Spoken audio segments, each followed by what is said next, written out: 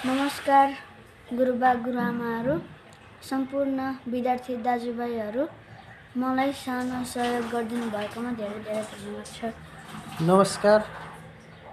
श्री बलभद्र माध्यमिक विद्यालयमा अध्यापन गराइरहनु भएका सम्पूर्ण गुरुबुबा र गुरुआमाहरूमा मेरो तर्फदेखि पनि धेरै धेरै धन्यवाद र उच्च सम्मान व्यक्त गर्न चाहन्छु। मेरो छोरा शिशिर परियारको दुवै मृगौला फेल भई शिक्षण अस्पताल महाराजगञ्जमा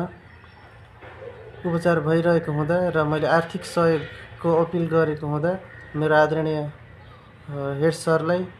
मैले पहिल्यै भनेको थिएँ र उहाँले सोही अनुरूप हिजो 2082 जेठ 20 गते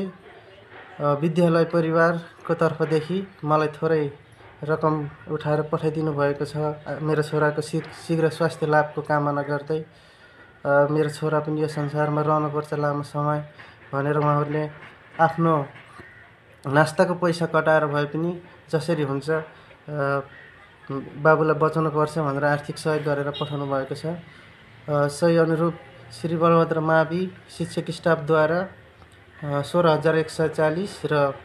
श्री बलभद्र मावि युवा रेड क्रस सर्कलबाट 4,000 गरी जम्मा 20,140 रुपियाँ आर्थिक सहयोग जुटाई पठाइदिनु भएको छ र यसको लागि मेरो छोरा शिशिर परिवारको तर्फदेखि र मेरो परिवारको तर्फदेखि हृदयदेखि नै उहाँहरूलाई उच्च सम्मान र धेरै धेरै धन्यवाद व्यक्त गर्न चाहन्छौँ र सम्पूर्ण मेरा प्यारा भाइ बहिनीहरूलाई पनि न्यानो माया स्वास्थ्यको ख्याल गर्नुहोला।